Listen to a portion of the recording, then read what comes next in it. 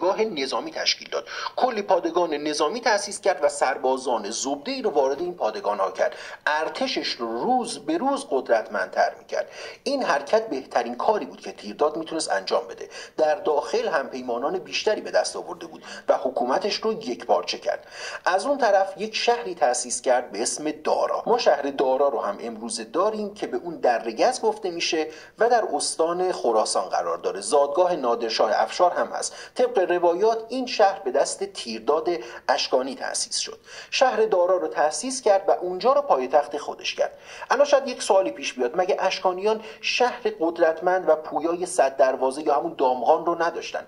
پس چرا دوباره یه شهری تأسیس کردن و شهر جدید رو پایتخت کردن؟ در واقع این حرکت تیرداد هم حرکت بسیار خوبی بود.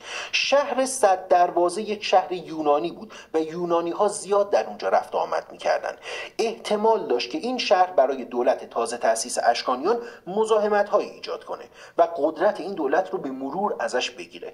به همین دلیل پایتخت رو تغییر داد. یه دلیل دیگه هم این بود، قدرت نظامی که شهر دارا داشت و موقعیت استراتژیکی که این شهر داشت به هیچ عنوان شهر 100 دروازه نداشت. دشمن به راحتی نمیتونست در شهر دارا نفوذ کنه، به راحتی نمیتونست این شهر رو فتح کنه. به همین دلیل شهر جدید دارا رو به عنوان پایتخت خودشون در نظر گرفتند. سرانجام دومین